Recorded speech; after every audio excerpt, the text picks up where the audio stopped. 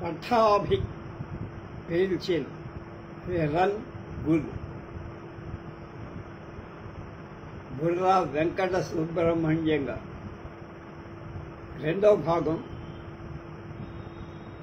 24/5/20 శ్రీ బుర్రా వెంకట సుబ్రహ్మణ్యంగా నిన్న కవి కోకిల దువ్వూరి వారు రాసిన సమీక్ష చదివి చెప్పుగా ఇవాళ బుర్రా వెంకట సుబ్రహ్మణ్యంగా త్రివేణి ఆంగ్ల పత్రికలో రాసిన సమీక్ష వ్యాసం. This small volume of prose poems is perhaps the cleverest thing in modern Telugu literature after Kanyasur. I mean naturally that it is the cleverest thing in modern Telugu literature after the clever side of Kanyasur. For, to be frank, Kanyasurkam is the most uneven piece of art that genius ever perpetrated. There are portions of Kanyasurkam as the drama develops mechanical, which make one not just yawn but weep. The authentic voice of Girisham disappears. The Madhuravani somersaults into maudlin sentimental in this unbelievable transmutation of the soul of a prostitute. Kanyasurkam descends to the level of dramas like Chintamani and Vipranaraya. So, dear to the public of Mr. Sthanam Narasimha Rao, Kanyasurkam should have been like Kubla Khan, an unfinished piece, that it happens to be a completed drama in a tragedy of some magnitude to Telugu letters. For it cannot be denied even by its most ardent admirers that the latter parts of it is like some poor night-related guest that may not rudely be dismissed, yet hath outstayed his welcome while and tells the jest without despite. Fidelu Ragala dozen is all a piece. It contains 12 poems, each of which is a masterpiece of fine observation, felicity of expression, and perfect execution. Whether the poet writes about his season of spring in the city of Madras, I have heard that the seasons of spring has visited the city of Madras. Where is this season of spring? I do not hear the songs of birds. I only hear the endless uproar of trams and buses. It is really the spring? Is it really the spring? But look, in letters that pierce the eye, in front of Chalaram's shop is advertised the annual spring clearance. Surely it must be that season of spring. For whether he compares the traffic policeman to a girl dancing the Bharatanatyam or moonlight in China Bazaar to Badam Kheer, he is always attempting to be clever and nearly always succeeding. The majority of the poems deal with sophisticated life in Madras, with telephonic calls which lead to taxi rides which do not end there. Prostitutes in dark recesses of their mini street homes. Ladies in gold-bordered Mysore saris, with handbags and high-heeled shoes, and certain unfortunate Anglo-Indian girls who, as consideration for a 9 annas seat in a picture house, yield their surface to the adventure of exploration, all flit across the poems, whatever the title or the theme of the poem wherein they occur. There are rare places, just one or two, where the verses cease to be merely clever and attain the serious dignity of poetry. But generally speaking, cleverness is the only claim of these poems to be noticed. Like all modernist verses in other lands, at least in the first stages of rebellion, these verses to exhibit an anxiety to eschew all conventional metaphors, similes, and poetic association in order to replace them by the material that modern life supplies. When T.S. Eliot discarded Wordsworth's description of a quiet evening sky as a nun breathless with adoration, and talked in the term of a patient perished upon the table, his merit lay not so much in any immediate effectiveness of his own imagery as in his seen refusal to trade in imagery, which was outworn and which was ceasing to have any intrinsic emotional value, is modern life. If poetry in the days of Matthew Arnold was, in Arnold's phrase, the criticism of life, modernist poetry in the early stages had no creative value of its own, but that had value only so far as it could be construed as a piece of criticism of the poetry that just went before. In England, for instance, this negative achievement was all that it could lay claim to, and was perhaps content to claim for quite a long time. But when something more positive is sought and achieved, begins standardization of rhythm, standardization of rhyme schemes, and even standardization of image. It is too early, therefore, to start hoping with the slender evidence in hand of horizon, hands of the verses here reviewed, that a new movement in Telugu poetry is on the horizon, and that the illusory dawn heralded by Messrs. Krishna Shastri and Vishwanatha Satyanarayan and men of their ilk has died out. It may even be that the succeeding decades poetry must yield outright to prose. There is, however, a valiant band of pioneers in young poets of real merit like Srirangam Srinivasa Rao and Mr. Mallavarapu Visveswara Rao, struggling to do something different.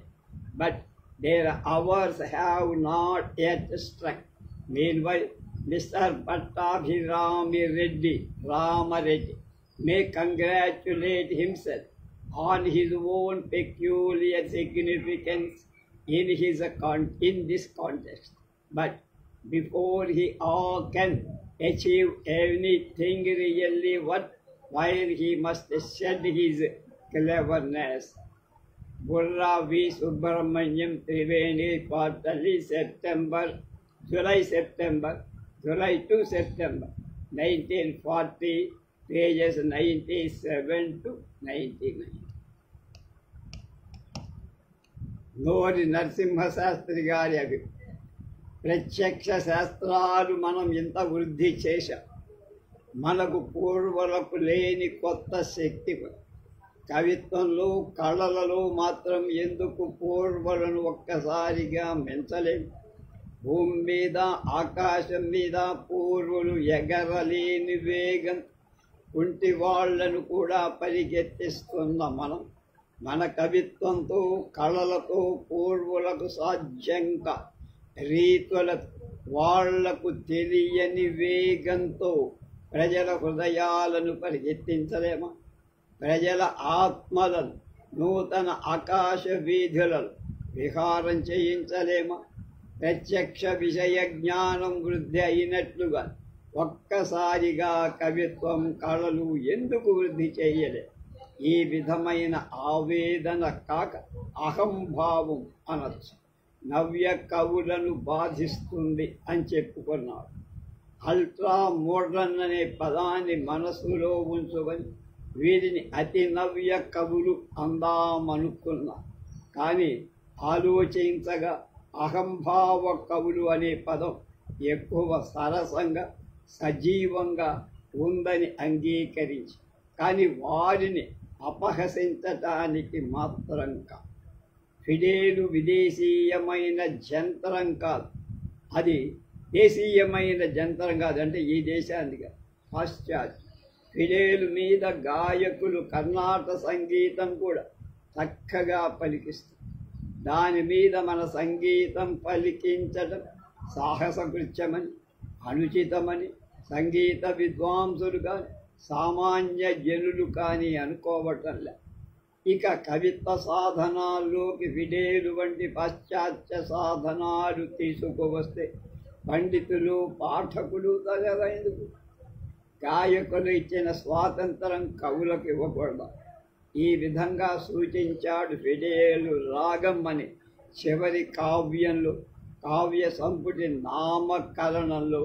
కవి చివర కావ్యంలో ఫిడేలు తీగను ధరించటానికి అనుసరించటానికి పదాలకు సామాన్య వర్ణక్రమం మార్చి అచ్చేశారు.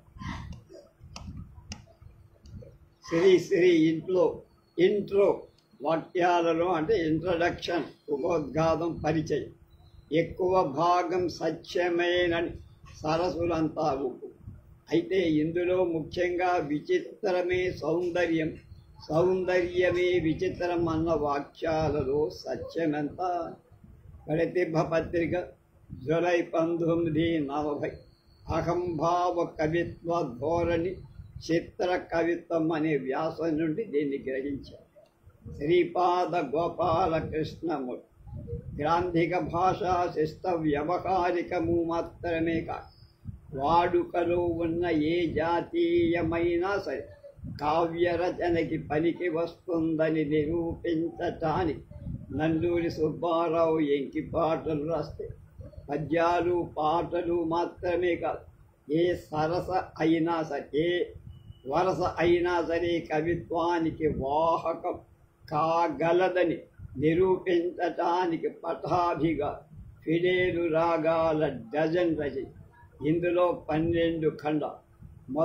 మొదటి ఖండం ఆత్మకథలు, తమ ఆదర్శాలు చెప్పుకో. నా ఈ వచన పద్యాలని దుడ్డు కర్రలతో పద్యాల నడుములు వెరగదంత అనే ప్రతిజ్ఞ గమనిస్తున్నప్పుడు విచిత్రమైన ఆశయానికి రిచ్చపడదు. చిన్నయ్య సూరి బాల వ్యాకరణాన్ని చాలా దండిస్తా అని చదివి ఆయన లేఖిని సాధనం మాత్రమే కాదు, ఆయుధం కూడా కాబూలు అనుకోండి. నా ఇష్టం వచ్చినట్టు జీవిస్తా, అందులో వీరి యత్నం పూర్తిగా తిరుగుబాటే అని. అనుసరిస్తాను నవీన పంథ అనగానే వీరిని తిరుగుబాటు కాదని, అందులో కొత్త రకపు కట్టుబాటు కూడా ఉన్నది కాబోలని ఆశ పుడుతుంది.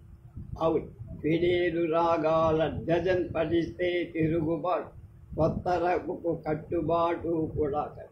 తిరుగుబాటులోని ప్రధాన పుట్టెత్తు ఆత్మకథలో కవి చెప్పుకో. ఈయన వచన పద్యాలనే. ఈ పుస్తకంలోని 12 ఖండాలు మొత్తపు నడక భక్తు వచనపు నడక. పంక్తులన్నీ గాలిస్తే అన్ని ఖండాల్లోనూ చేరి కడగంటి చూపైన పరపరోసేసి మిలియను జనములు మినుగురులు బువ్వలు గాంధీతోపి జహ్బర్ జగ్ వంటి పంక్తులు 10 కంట ఎక్కువ ప్రత్యేకంగా యత్నించి పూర్తిగా విరగదన్నేరు పద్యగతిని కవి. ఎక్కడైనా ఒక చోట తమ రచన నీ గుండ్రని మోమందపు హరహా సహితం అని వినూతన పదప్రేమికుల మహాకాములు అని గతి అలవరుతున్నట్లు కాని కనబడితే వెంటనే మాకేమీ నచ్చనే నచ్చదు. అన్యోన్యమగు దంపతులు కూడా లాంటి వచనపు దద్దుడ్డు కర్రలు ఆ గతిని వెలగొట్టి పారి. పద్యానికి జీవం గతి మాత్రమే అని నమ్మి గతిని పూర్తిగా విరిచి పారేసి వీరు తమ ప్రతిజ్ఞ నిలబెట్టు. కానీ యతిప్రాసలు మాత్రం ఆకాశంలో చుక్కల్లా వీరి ఫిడేలు రాగాలన్నిటిలో మెరుస్తూనే ఉంది. పద్యత్వం యతిప్రాసల్లోనే నిలిచి ఉంటుందని నమ్మడం చేతనో కాబోలు తమ రచనకి వచన పద్యాలనే పేరు పెట్టుకున్నారు. చెన్నై సూరి బాల వ్యాకరణాన్ని చాలా దండిస్తానన్నది వీరి తిరుగుబాటులో రెండవ ప్రతిజ్ఞ. వ్యాకరణ సమ్మతమైన పలు రంగు వలువలు కట్టుకొని లలలను ప్రదర్శిస్తున్నారు. 9 అణాల సినిమా టిక్కెట్ తమ బహిర్దేహం మీద యాత్ర చేయటానికి హక్కునిచ్చే కొందరు ఆంగ్లో ఇండియన్ అభాగి చిట్టపట చెనుకులు పడుతున్నవి కడు విడిచి నది మనుష్యుల నడక వంటి పంక్తులు చాలా చాలా వాడినా ఎవర్నని అతగాడు దోస్తాన్ ఒత్తుకుంటూ నాగరీకులు లాంటి వాడుక మాట చివర వరకు వాడుతూ గ్రాంధిక సూత్రాన్ని పాటించకపోవటంతో ఊరుకో. ఉపజ్ఞ నాకు లేదని ప్రదర్శనము చేతన్ స్తంభీభూతం పైన పోసినట్లు గురిసేటి లోనన్ మాట్లాడుట అని కసితో సకారపు పొల్లులు పదే ప్రయోగించి వ్యాకరణాన్ని ఉడికించి తలవ్రాల్చే పరిగెత్తిస్తున్న పరిమార్పులు వినబడలేదే అధికమగుతుంది అనే కృతక ప్రయోగాలు వెనక్కి తిరిగి వెళ్ళిపోయే వ్యాకరణాన్ని వెక్కిరించి మరీ వదిలారు. మొత్తంగా రచనలన్నిటికీ పరిగిస్తే నా ఇష్టం వచ్చినట్టు చేస్తా అని ఈయన ప్రథమ ఖండంలో చెప్పింది కూడా గుర్తుకొస్తుంది.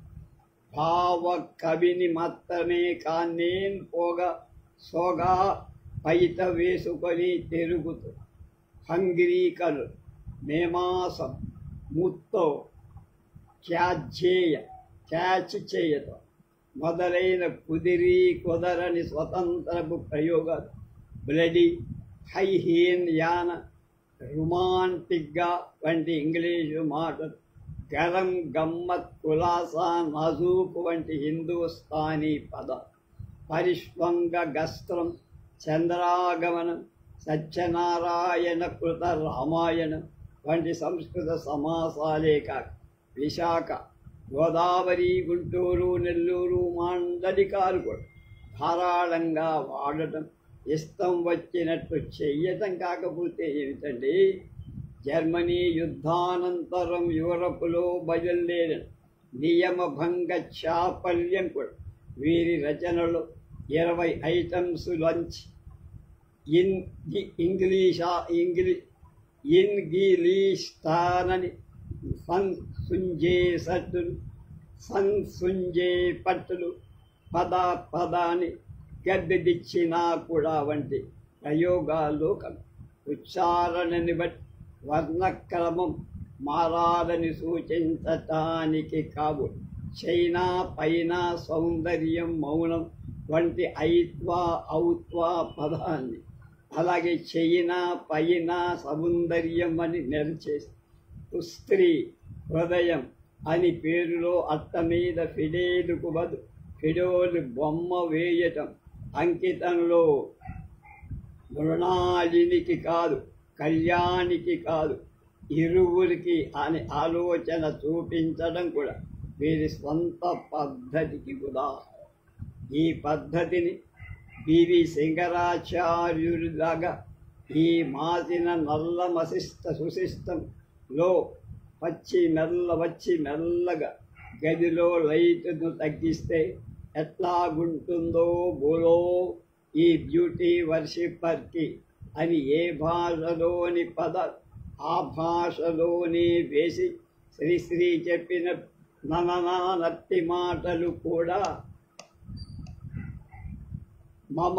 మన కవిత్వం ఉండొచ్చు కనుక కొన్ని నత్తి మాటలు కూడా చేర్చి ఉంటే ఇంత చిన్న పుస్తకంలో అన్ని మార్పులు చెయ్యగల పట్టాభిగారి జాగ్రత్త ఇంకా నిండుగా ఉండు. మనకి సాధారణంగా తెలిసిన కవితా సామగ్రిని వాడక అంతా సరికొత్త సరుకు వాడటం పఠాభిగారి తిరుగుబాటు మూడో ఎత్తు. బందరు వీధుల్లో బేహారి అమ్మిన కవితా సామగ్రి, కపురం పుంబలుపులు, తుషార జలములు, కల్పాలు, ఏకధ్వానమత్సపు బంగారం, జ్యోత్స్నలు, చల్లగాలులు కూడా ఈయన నాగరిక దృష్టికి నచ్చవు. బాదం ఖీర్, డీలక్స్ కుషన్, సోపానం, అమృతాంజనపు పూత, కవి మారా రోటీ పార్టీ, కన్నెమెర రోటీ పార్టీ, ఇవి కవి కోరే సుఖాలు. కామాక్షి స్పర్శ వల్ల పటాభికి కలిగేది గగుర్పాటు అపూర్వం బగు మజ మైమరపు కలగదు, నోరూరుతుంది. లీల్ అధరాలను సుధారసము కాదు, ఆయన గోచరించేది జహంగీరు తీప్ బ్రహ్మానందం కాదు, ఆయన కలిగేది భలే సరం, భలే గమ్మ, నయనోత్సవం, పులకరింత, ప్రాణులకు ఆదాయన ఆరోపించి ప్రాణం లేని కామాక్షి కోకకి కర్ణపేయత్వం, కీరవాణులు, హిమాలయం, మినుకుమనే దీపికలు, ముఖచంద్రుడు వీరి కావ్య ప్రపంచంలో తొంగి చూస్తున్నాయి అంటే అది యతిప్రాసని సర్దుబాటు చెయ్యటానికి మాత్రమే కాదు, అంతకు మించిన పనికి కాదు. కనుక వీరు సృష్టించే పాత్రలకు కూడా విచిత్రం బగు భావాలు కాదు. ఎలక్ట్రిక్ దీపాలకు మళ్ళీ ఈ ముస్లయితు కూడా స్విచ్ ఉండిన ఏం బాగుండును అని పటాభి అంటే జిలేబీలాగా ఈ చంద్రచక్రాన్ని మింగేయాలనిపిస్తుంది అంటుంది కామాక్షి. నాయర్ రోడ్డు ఒడ్డున పోయే నవ్య స్త్రీ అందం శాఖాహారుడైకి పటాభి మాంసాహారం మీద బుద్ధికి పోనిచ్చిందట. భువి కార్చిన కన్నీటి చుక్కల్లాగా తారకలు గగనంలో రగులుతున్నాయి. మిలియన్ జనములు మిడుగులు బువ్వల పురుకుతున్నట్టున్నదట మేఘధ్వని. లీల నాతో సమానమైన లావుంగలి దిట్టంగా జంతువన్నట్టుందట. అమెరికన్ కార్లు డబ్బు కొని వచ్చే సెక్స్ అప్పీలు అమెరికన్ స్త్రీల రకం ఉన్నదట. ఇవన్నీ చూస్తే ఇంట్రోలో శ్రీశ్రీ చెప్పిన విచిత్రమే సౌందర్యమే విచిత్రం అన్న నగ్న సూత్రాన్ని గాఢంగా పటాభిగా ప్రతి అడుగులో కసితో ఈ విచిత్రాన్ని సాధించారా అనిపిస్తుంది. అంత మాత్రమే. అయితే ఈయన ప్రయత్నమంతా సంప్రదాయ విరగబాటు కోసమే అని నిశ్చయించరు. కానీ వీరి విచిత్రంబగు భావాలని నేర్చుకొని విజ్ఞాన శాస్త్రజ్ఞుడిలా వాటిని పరిశీలిస్తే చిత్రమైన ఒక కట్టుబాటు కనబడు. ఈ కట్టుబాటే వీరి ఆధునిక కవి కుమారుల చేరుస్తుందని కూడా అంటానులే. ఏమిటి కట్టుబాటు అంటారా? చెప్తా. వీరి కవితా దృష్టి అంతా నగరీక అర్బన్ దృష్టి. మద్రాసు నగరంలో మందయానలు, మలయానిలం, కోకిలాగానం ఎక్కడి నుంచి వస్తాయి? బాటా హైనలు, యానలు, బంగాళాఖాతం నుంచి వచ్చే చల్లగాని, విధి విరామం లేని బస్వట్రాముల గోళ తప్ప మరి అనుభవాన్ని బట్టి రచించే మద్రాసు కవి ఏది కవితా సామగ్రి అవుతుంది? రోజల్లా ఏ ఆఫీసులోనూ అకౌంట్లతో అనంతమైన యుద్ధం సాగించే నగరీకుడి డ్రాయింగ్ రూములో గోడకి తగిలించే చిత్రాలు, నాగరిక కంజల పౌడర్ పూయబడిన ముఖ, సోయగాల అమెరికన్ కార్, రవికందున గుత్తబడిన లేడీస్ పార్కర్ల కంబు, కమాన్లలో డోములతో ఉన్న మొఘల్ స్టైల్ దేహంపు కట్టు కాక ఆకర్షించిన పట్టగల సౌందర్యం ఏముంటుంది? అందుకే పఠాభిగా తగిలింపబడియున్నది జాబిల్లి శయనా బజారు గగనములు. అయిన పని క్వీన్ మేరీసులోని కీరవాణుల పాడి పాము కొనబడిన ముఖాలు చూస్తూ ఉంటే నోరు ఊరుతుందని. అమెరికన్ కార్లు ఉబ్బుకొని వచ్చే సెక్స్ అపీలు అమెరికన్ స్త్రీల రకం ఉన్నదని రవిక ఎందు గుచ్చబడి స్వర్గద్వయం మధ్య నూగాడుతున్న ఆ స్త్రీ వక్షం మీది లేడీస్ పార్కర్ కలంబుగా ఉన్న నేను నా రక్తాన్నే సిరాగా పోస్తానని, మొఘల్ స్టైల్ దేహంపు కట్టు దోదుట నాకు అమృతాంజనం పూసినట్టుందని రాసి. నగరంలో రంగులన్నీ ఉన్నప్పటికీ పల్లెపట్టుల్లోని పచ్చని వృక్ష రాజాలు, నక్షత్ర ఖచిత నీలాకాశ సౌందర్యం, వర్ణ కుసుమావృతలతాని కుంజ, శాద్వస్థలుల నడుము మెల్లగా సాగిపోవు నదీ నద, సంచారుణాంశులు నిర్మల స్థితిలో గుర్తించటానికి వీలు ఉండదు. అలాగే కనుక నగరీక కవికి గంగులలో కంటే చలనంతోనే ఎక్కువ పరిచయం. కాబట్టి అతని కార్యాలంకార సామగ్రిలో భ్రాంతిమంతం, ఉత్ప్రేక్ష, రూపకం కంటే స్వభావోక్తి ఎక్కువ. పిచ్చి ఉబలాటంతో మనుష్యులు మోటార్లు, ప్రాణాలు, యంత్రాలు, భుజాలు రాసుకుంటూ ఉన్మాదంతో తోసుకొని ఒత్తుకుంటూ పోతున్నాయట. పలు రంగు వలువలు గట్టుకొని లలన ప్రదర్శించుకుంటున్నారు మరీనాలు. మర్యాదస్తులు కూడా అంగళ్ళందున కళ్లకు అగపడిన వరండాలందున తమ దుస్తులు తడుస్తాయని ఒదుక్కునున్నారు. వీళ్ళు సారు పారుతుండే వీధుల్లో జలాంచలాన్ని ఇరువంకల విరజ్యము, బస్సులు మాత్రం బుస్సునని పోతున్నాయి.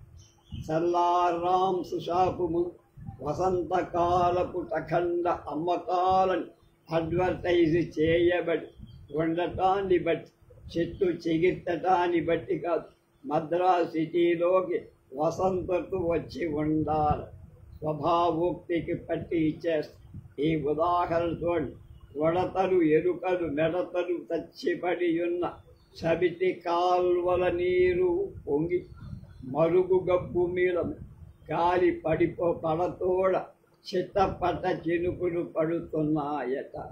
పఠాభిగారి వర్ణన చాలా మటు యథార్థమాత్ర వర్ణనలే.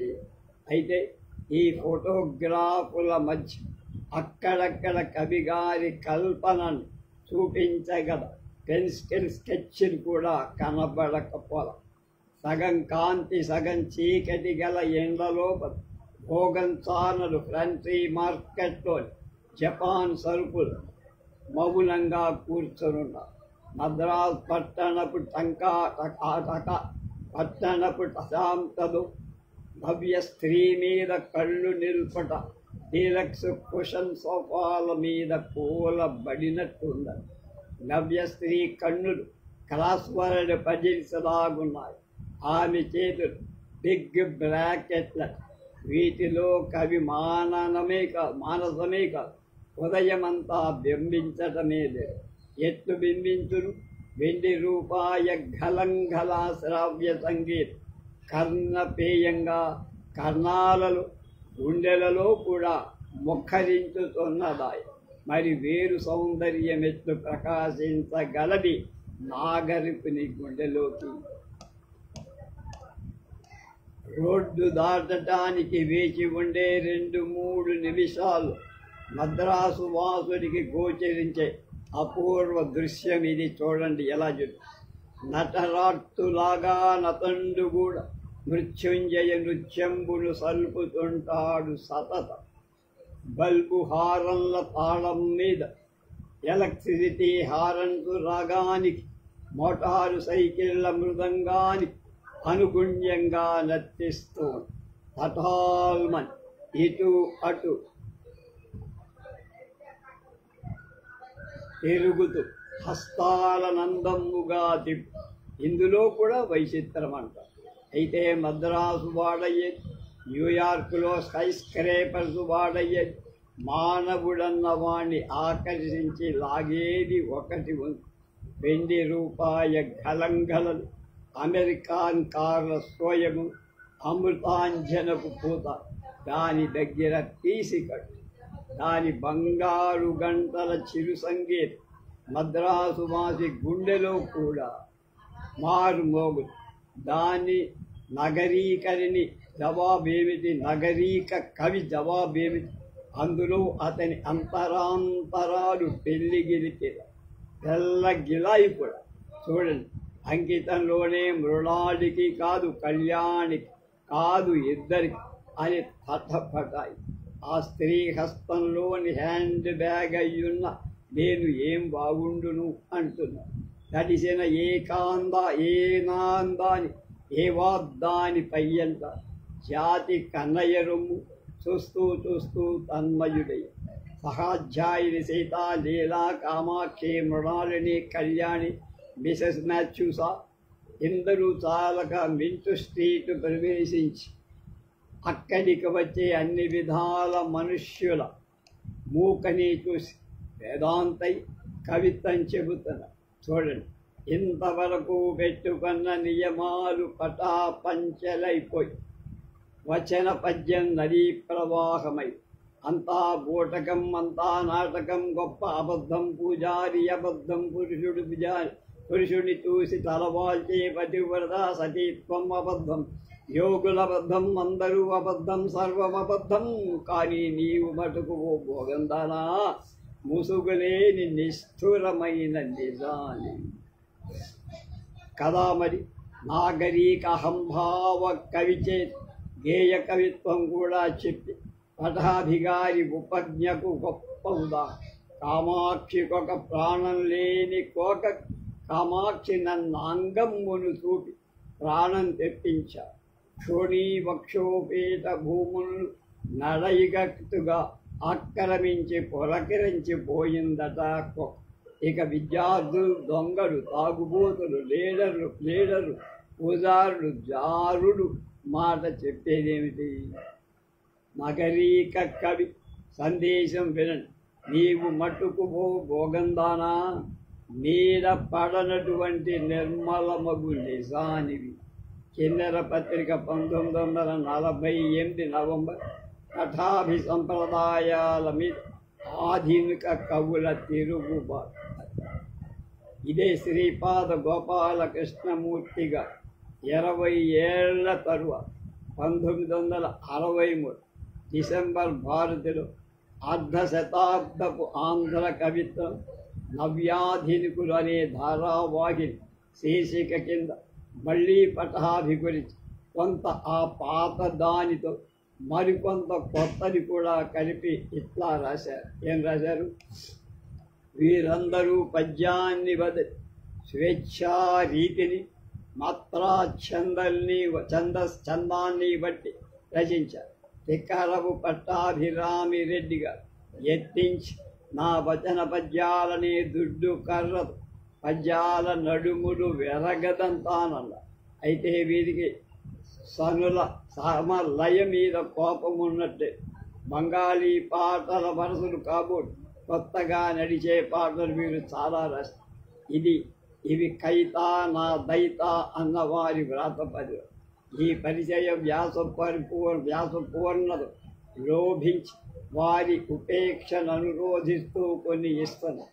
అంచప్రాసులు వీటి ప్రత్యేక టండం, నాయికల భేదాలు వీటి వస్తు.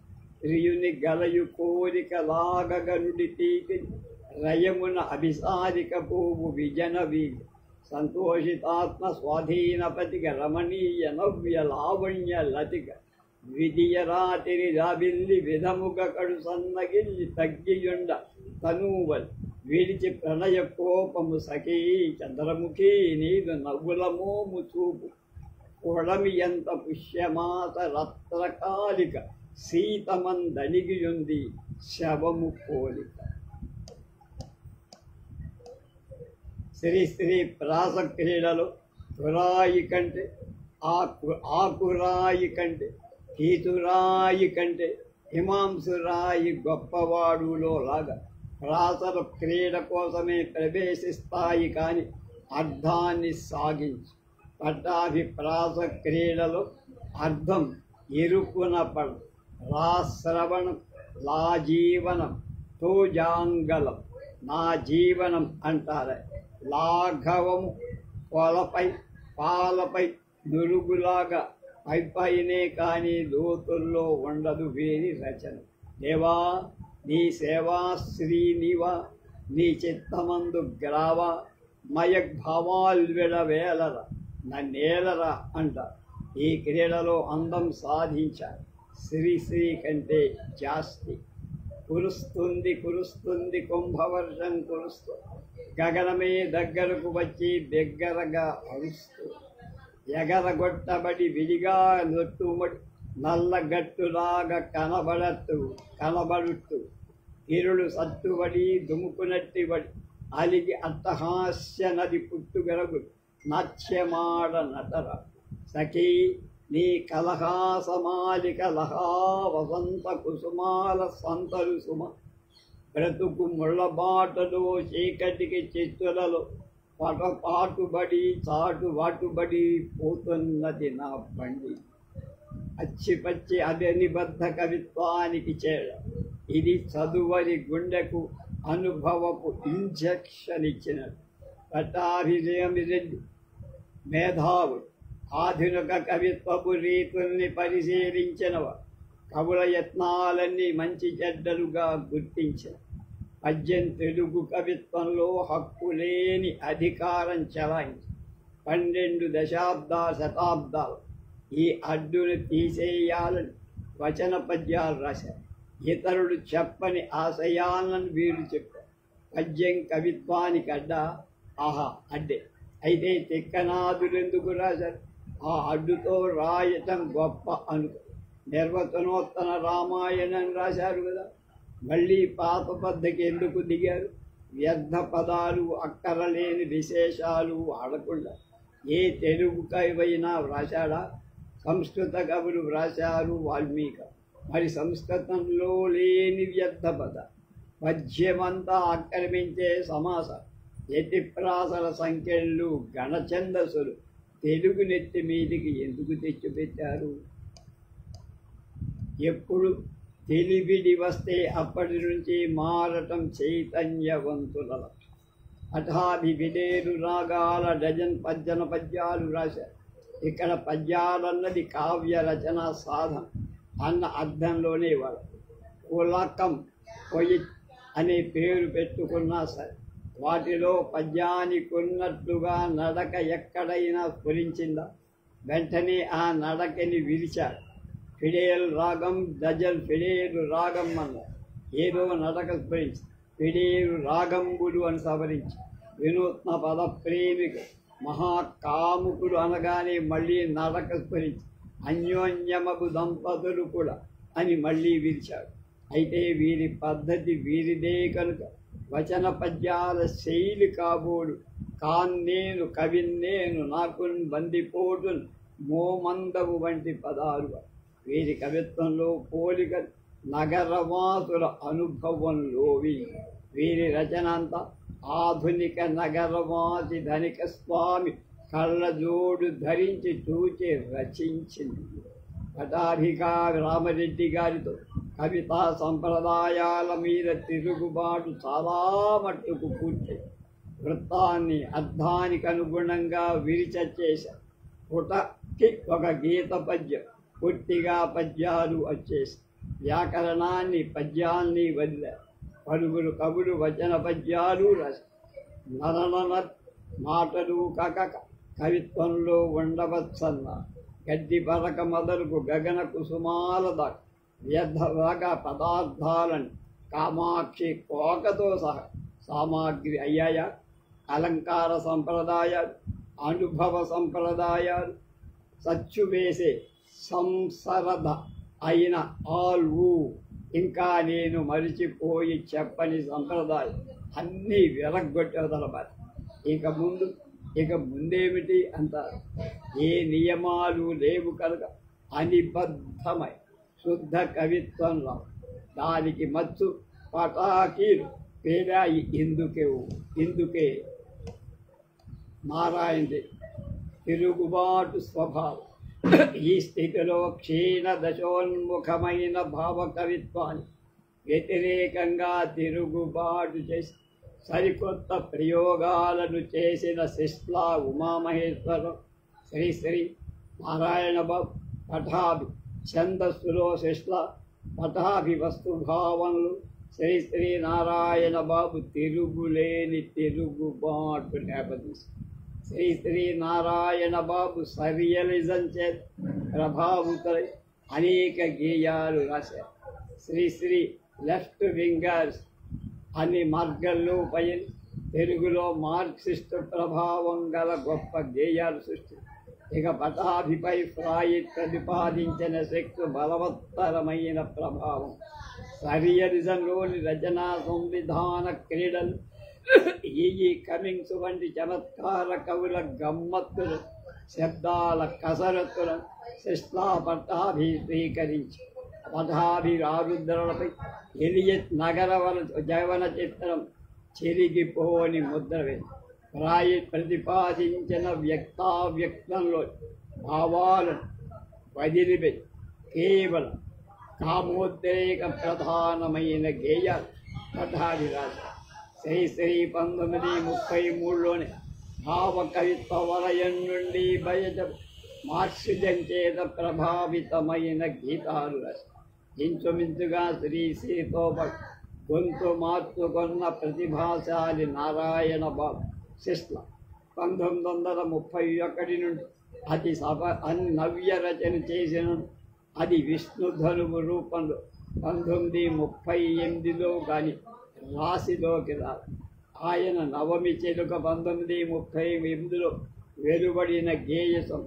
ఇక పటాభిరాగాల డజన్ 1936-37 మధ్య వచ్చిన అతి నవ్యతాసం. ఈ నలుగురి దారులు వేరు కనుక ఎవరి ప్రభావం ఎవరిపై కలదనే ప్రసక్తి. నలుగురు పాశ్చాత్య కవితా ధోరణులచే ప్రభావితులైనవ. పైగా 4 దారులు. ఈ నలుగురికి తిరుగుబాటు మాత్రం సమాన లక్ష్యం. సరికొత్త ప్రయోగాలతో సాహిత్య జగత్ సంభ్రమ చకితం వనర్చాలనే కోరిక ఈ నలుగురికి ఉంది. పటాభి అహంభావం. పటాభి పూర్తి పేరు పట్టాభిరామరెడ్డి. పట్టాభి అనే శబ్దాన్ని పఠాభిగా మార్చుకోవడంలోనే అతని నవ్యతా ప్రీతిగా. ప్రమాది నామ సంవత్సరం అతని కవితా సంపుటి ఫిడేలు రాగాల డజన్ అనే పేరు ప్రకటన. ఈ సంపుటి ముఖ చిత్రంపై ఫిడేల్ అనే అక్షరాలకు బదులుగా ఫిడేల్ బొమ్మ చిత్రింపబడి దీని కింద రాగాల డజన్ అనే అక్షరాలు ముద్రింపబడి ముఖపత్ర ముద్రణలో కూడా ఇది నవ్యత తొలి ఫిడేలు పాశ్చాత్యవాద్యమైన ఫిడేలుపై ఆధునిక కాలంలో కర్ణాటక సంగీతం పలికించిన ఇంగ్లీష్ కవితా రీతులు తెలుగు భాషలో ప్రదర్శించవచ్చనే ఉద్దేశం కవి ఈ నామకరణం చేసి ఉంటారు. రాగాల డజన్ సంపుటిలో 12 గేయాలకు ప్రతీకలుగా వాడింది. శ్రీశ్రీ ఇంట్రోలో చెప్పిన విచిత్రమే సౌందర్యం, సౌందర్యమే విచిత్రం అన్న అభిప్రాయానికి కవితా సంపుటిలోని ప్రతి గేయం ప్రత్యక్ష సాక్షి. ఈ అభిప్రాయాన్ని ఆస్కార్ వైల్డ్ వెల్లడించి వక్రోక్తి కావ్య జీవితం అన్న ప్రాచీనుల అభిప్రాయం దీనికి సంబంధం ఉందన్నాడు నారాయణ. కళలన్నీ ప్రయోజనరహితమైన వైచిత్రమే కళల ప్రయోజనమని ఆస్కార్ వైల్డ్ ప్రవచనం. అతడు కళ కొరకే అన్న సిద్ధాంతాన్ని బలపరచిన కవి. మతాభిపై ఈ సిద్ధాంత ప్రభావం ప్రగాఢంగా, పైగా కర్త కర్మ క్రియలు విడాకులిచ్చారు. భావ కవిత్వానికి ఎదురు తిరిగిన అహంభావ కవినని చెప్పు. కాంగ్రెస్ రాష్ట్రపతి స్థానాని కోసం బాబు సుభాష్ బోసుతో పోటీ చేసి ఓడిపోయిన డాక్టర్ పట్టాభిగా నేను మరో పట్టాభిని అని అనవసరంగా పట్టాభి వంటి జాతీయ నాయకుడిని ఎత్తి పొడిచారు. తనకు సూచిత్రమైన భావాలని కన్నులలో టెలిస్కోపులు మైక్రాస్కోపులు ఉన్నాయని విచిత్రంగా నా ఈ వచన పద్యాలని దుడ్డు కర్రలతో పద్యాల నడుములు వెరగదంత చెన్నయ్య సూరి బాల వ్యాకరణం చాలా దండిస్తారు. అది తెలుగు వ్యాకరణంపై ఛందస్సుపై దాడి చేసి ఇంగ్లీషు భాష భండారంలోండి ఇష్టం వచ్చినట్టు మాటలు దోచుకుంటాను ఘంటాఘోషంగా చెప్పి చివరిగా అనుసరిస్తాను నవీన పంథ, కానీ భావకని మాత్రం కాన్నే నేను అహంభావకని. ఈ చరణంలో పటాభికి గల అహంకారం విశృంఖలత వైచిత్రీ ప్రియత్వం కనప అనుటతోనే ఓరకుండా అతన్ని అన్నంత పని చేసిన తెలుగుబాటు దారుడు తెలుగులో ఎంత నిర్భయం నిరంకుశం తెలుగుబాటు ప్రకటించిన వాడు అంతకు ముందు లేరు. ఈ సంపుటిలోని గేయాలని వచన గేయాలు. ఈ గేయాల్లో ప్రధాన వస్తువు కామం, సెక్స్. ఈ సంపుటిలో కవి పద్యాల నడుములే కాదు, గేయాల నడుములు కూడా విరగ్గొట్టారు. వచన గేయాలను నడిపించడంలో అతడికి ఒక నియమం లేదు. అంతర్లయ, ఊపు, విరుపు మొదలైన వచన గేయ గుణాలు ఈ సంపుటిలో లేవు. వచనంలో కర్త కర్మ క్రియలను తలకిందులు చేసి గేయ రూపాల్లో పేర్చినట్టుగా ముఖరింతుతున్నది మా కర్ణాలలో గుండియలందు కూడా వెండి రూపాయ గలంఘల శ్రవ్య సంగీతము కర్ణపేయము. కొన్ని చోట్ల వచనం రాసినట్టుండు. అలాగే భూవిక్షేప చేతనే బండు బలవంతంబుగా నడపగల మహాసామర్థ్యం ఉన్నది అతడికి. ఈ లక్షణాలన్నీ పటాభి తెలుగుబాటు ధోరణికి నిదర్శనం. ఈ సంపుటిలోని భాష కూడా ఒక పద్ధతిలో లేదు. గ్రాంధిక రూపం, వ్యావహారిక చట్టపట్టాలు పట్టుకొని గ్రాంధిక భాషను అవహేళన చేసే దృక్పథంలో భరతనాట్యం వాడుతున్న నందును ధరించిన తీవ్ర తపస్వం చేయుతున్నాడు.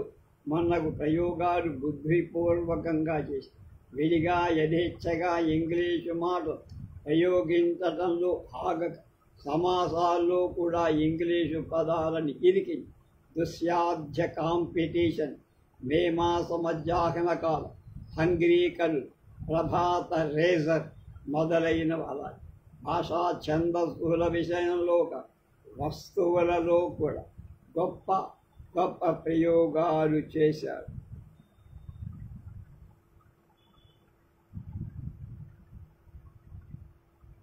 నగర జీవన చిత్రణలో నాంది పాడింది అతని. ఆధునిక జీవితంలోని వివిధ ఘట్టాలను గురించి కవిత్వం రాయటం, తెలుగులో నగర జీవితాన్ని వస్తువుగా తీసుకొని అతి నవ్య కవులలో ప్రథముడితడే. నగరంలో వానాని ఆయన కూడా రాశారు, హైదరాబాద్ కవి. వస్తుభావ పదవైచిత్రికి పటాభి చెప్పి ఇంకొకరిని చెప్పారు. రాయిట్ ప్రతిపాదించిన సెక్స్ ప్రాధాన్య తెలుగు కవి మొదటిసారిగా ప్రవేశపెట్టిన వాడు పటాభి. శ్రీశ్రీ ఇంట్రోలో వెలిపించిన అవ్యయం అనాచ్ఛాదితంగా ఆకాశ మధ్యంలో ఓగవచ్చు, విభక్తి విశృంఖలంగా షికారు పోవచ్చు అనే మాటలు అక్షరాలా నిరూపించారు. ఇతడు వ్రాసిన నేను అహంభావ కవిని అన్న మాటను పురస్కరించుకొని ఈ తెగకు చెందిన కవిత్వాన్ని అహంభావ కవిత్వం అని నోరి నరసింహశాస్త్రి గారు నామకరణం చేశారు.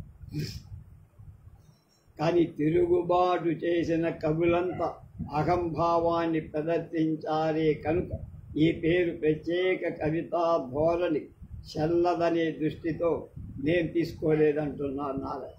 పటాభితోనే అంతరించింది ఫిడేలు రాగాల డజన్లో. ఫ్రాయిడ్ సెక్స్ సిద్ధాంత ప్రోద్బలమే ఉద్వేలంగా కని కామ ప్రధాన స్ఫుటంగా అతి నవ్య కవతా సంపుటి. ఈ సంపుటిలో 1-2 గేయాల్లో మిగిలిన 9-10 గేయాలు కామోద్రేక నగ్న ప్రకటనమే ప్రధానం. ఈ సంపుటికి చలం రాసిన ప్రశంసా గేయం తాను ఈ పాడుగాటి పాటల్లో చిత్రాలైనట్టి భావాలు ఎన్నో వాడి అయినట్టి కొనగోళ్లతోడ సురుకుమనున్నట్టు తెచ్చిన చక్కిరి కింద సోకు అనుభవించినట్టు చెప్ప. ఈ ప్రశంసలోని కావ్య వస్తువు సూచితమై భావ కవుల అమలిన శృంగారం లలిత సంయోగ భావం త్రోసిబుచ్చి ఈ కవి కేవల కాముద్రేక ప్రధానమై ఆంగిక శృంగారాన్ని అభివర్ణించి కవీశ్వరుల అఖండంగా వినుతించిన చంద్రబింబం తనకు నచ్చదని, నాగరిక కంజల పౌడర్ పూయబడిన ముఖాలను చూస్తే తనకు నోరు ఊరుతుందని, ఆ ముఖాలను మా కళ్ళ పిడికళ్ళతో గట్టిగా తిండి బోతుల్లాగా తినేస్తానని కన్నులతో చూపులతో ముఖలావణ్యాన్ని క్రోలటం ప్రాచీన కవుల భావ కవుల సమర్థం. కానీ ఈ కవి ఇలా వికారం చేసి మరీనా అనే శీర్షికలో మెరీనా బీచ్లో విహరించు హంగ్రీ కనుల గల యవ్వనులను వర్ణించడంలో తృప్తిపడక రోడ్డు మీద గల మోటారు కారులు కూడా ఉబ్బుకొని వచ్చే సెక్స్ అపీలు గల అమెరికన్ స్త్రీల నున్నగా ఉన్నాయి.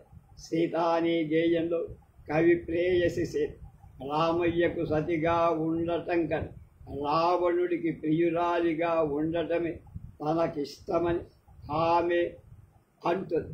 అప్పుడు కవి తాను రావణుడై 10 మూతలతో నీ పెదవులను మృదు శరీరాన్ని వదనాన్ని అదుముతానని అంటారు. ఈ అసురభావ కల్మోల్పన జనితమే కదా. భోగందాన అనే గేయం సమాజంపై కవి విసరిన పరిహాస చంద్రహాసం. భోగంచాన ముసుగులేని నిష్ఠుర సత్యమని పూజారులు యోగులు పతివ్రతలలా వెలికి కనిపించే సతులు నాటకమాడుతున్నారని ఎత్తిపడిచి కవి సంఘంలో కుళ్ళు బయట.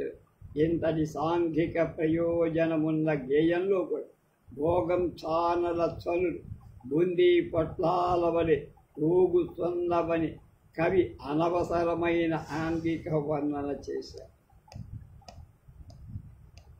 నవ్యశ్రీ అనే గేయంలో నవ్యశ్రీ కుచయుగళం స్వర్గద్వయమని తాను వాని నడుమ ఊగాడు పార్కర్ కలలా మారిపోతే బాగుండు అని, నవ్యశ్రీ మీద చూపులు నిలపటమంటే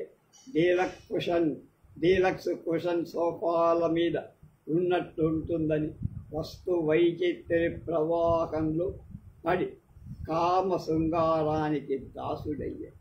కామాక్షి కోక అన్న రచన నగ్న శృంగారం చిత్రించే కవి కామాక్షి అని పేరు గల ఒక కామాక్షి ఆమె జన్మదిన సందర్భంలో కోక సమర్పి ఆ తర్వాత కామాక్షి సమస్తాంగాలను ఆ కోక ఏ విధంగా ఆలింగనం చేసుకున్నదో కామాక్షి కవుల సంయోగ సమయంలో తనకు కోకకు కలిగిన అనుభూతులేమిటో దాని స్వగత రూపంగా పచ్చిగా ఉల్లేఖించారు. ఈ విధంగా పైన పేర్కొన్న గేయాలన్నీ పాశవిక శృంగార క్రీడలు అసంపూర్ణ కామవాంఛల పతాకాలై ఈ ధోరణి పటాభితోనే అస్తమించడం తెలుగు కవితలు ఆరోగ్యవంతమైన లక్షణాలను ఎన్నదగినన్నాడు నారాయణ. నగర జీవిత చిత్రం టీఎస్ ఇడియట్ ప్రభావంతో తెలుగు పటాభి మొదలైన వాళ్ళు నగర జీవిత చిత్రాన్ని తెలుగు ప్రబంధాలు పురవర్ణన ఉంది. అది అష్టాదశ వర్ణనలో వేశ్యలు పుష్పలాభికలు వాళ్ళందరూ ఇలియట్ క్షోభపడినట్టు భౌతిక లాలన పెరిగి కృత్రిమతకు పూజ్యత ఏర్పడింది. నగర జీవులు కాలానికి బానిసలైపోయారు. వారి బతుకులను గడియారాలే నడిపిస్తారు. నగర జీవితంలోని ఈ కృత్రిమత్వాన్ని అతినవ్యులు చమత్కారంగా విప్పటి నగరంలో సముద్రం చంద్రుడిని చూసి పడాలి తగిలింపబడి ఉన్నది జాబిలు చైన బజారు గగనములో అని ఒక రంగురంగుల విద్యుత్ దీపాల ముందు శశి వెలబెలబోవడం చూసి కనిపిస్తావు నీవు పన్సర్ కంపెనీ లేక పైట వేసుకొని దారి తప్పి ప్రవేశించి తొందరలాడుతున్న దరివేసి గ్రామస్తుల అని చమత్కరి నాగరికత ముదిరిన వ్యవస్థలో చంద్రుడు మన్న నిసర్గ రమణీయాలైన వస్తువులు ఎలా విలువ తగ్గిపోయిందో కవి పై పంక్తులలో ధ్వనింపజేస్తారు. ప్రాచీనులు వర్షత్తును వర్ణించిన విధం వేరు, అతి నవ్య కవులు చిత్రించిన తీరు. పటాభి మహానగరంపై వాన కురిసినప్పుడు దృశ్యం మహానగరమే మీద ఉబ్బుగమి గర్జిస్తుంది. దేవుని ఏరోప్లేన్ భూమికి దిగుతున్నట్టులా జలద గర్జన పర్జంజుని రథచక్ర ఘోషయని ప్రాచీనులు వర్ణిస్తే పటాభి దేవుని ఏరోప్లేన్ దిగుతున్న ధ్వనితో పోయి ఆధునికత చూపించి ఉదయం 10 గంటలకు వర్షం ప్రారంభమై ఆఫీసుకు పోయే సమయం ఆ స్థితిలో ఉద్యోగికి తనపై అధికారి జ్ఞాపకానికి వచ్చి పోకుండిన నా బాసు మేఘంలాగా గురుంతాడు అని అనుకున్నట్టు పటాభి అంటారు. పోలీసు వాడిపై వ్రాసిన గేయం నగర జీవిత చిత్రణకు చక్కని ఉదాహరణ. ఆధునిక పరిపాలనా వ్యవస్థ ఫలితంగా గ్రహించిన వస్తు నగరంలో చీలుదారుల నిల్చుండి తోవ చూపించు పోలీసు భటుడు భరతం నాట్యం వాడుతున్న నటర్షి చూడామణి వలె కనిపించి బల్బు హారన్ల తాళంతో ఎలక్ట్రిక్ హారన్ల రాగానికి మోటార్ సైకిళ్ల మృదంగానికి అనుగుణ్యంగా నర్తిస్తూ ధ్రువిక్షేపం చేతనే బండ్లను బలవంతంగా నడపగల సామర్థ్యంగా పోలీస్ భటుణ్ణి చాలా నేను స్తుతి చేస్తాను. ఇవిగాక పటాభి మద్రాసులో రోడ్లను, దుకాణాలు, మెరీనా బీచ్, హోటల్, బాల్రూమ్, నృత్యాల వస్తువులను తీసుకు నగర జీవితాన్ని చిత్రి నగర ప్రకృతుల పటాభి మొదలైనవారు నగరంలో మధ్యతరగతి మనుషుల బతుకులను చిత్రించటం కంటే నగరంలో కృత్రిమ వాతావరణంలోని కుళ్ళునే ఎక్కువగా వైచిత్రీ ప్రియ అతి నవ్య కవులకు వైచిత్రీ ధ్వజం. వీరు హృదయం కన్నా మెదడుకే అగ్రస్థానం, భావన కన్నా ఊహింపుకే వరద. అందువల్ల కొత్త ఏదో చెప్పి పాఠకులను విస్మయ విద్యుత్తాడితులను చెయ్యాలని కోరిక వీరి రచనలో కనిపిస్తుంది. అందుకు వాళ్ళు వస్తు వర్ణనలు, భావ వ్యక్తీకరణలు, పద ప్రయోగంలో ఛందస్సుల వైచిత్రి కోసం పాపులర్.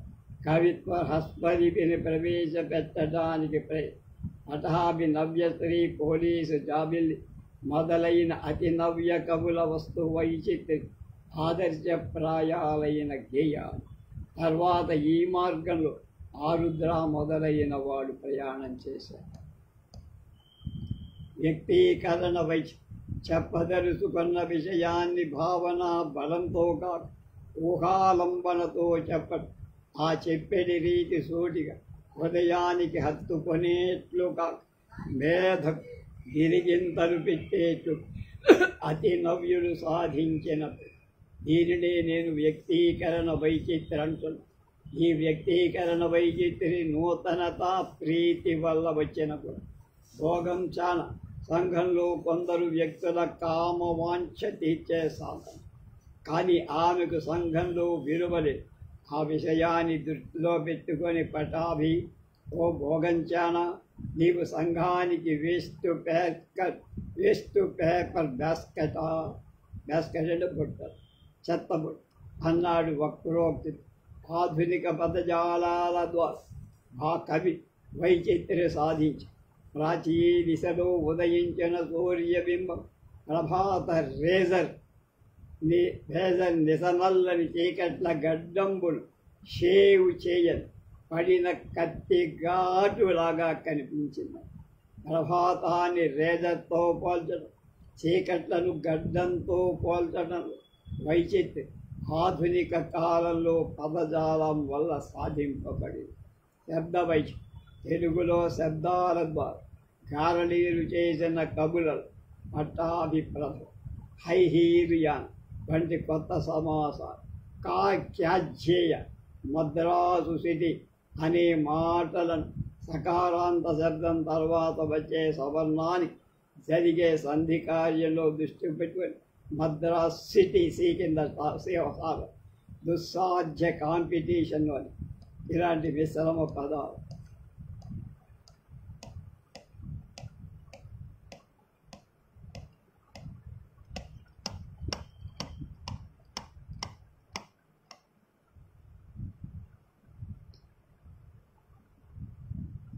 వర్ణక్రమాన్ని మార్చేశాడు.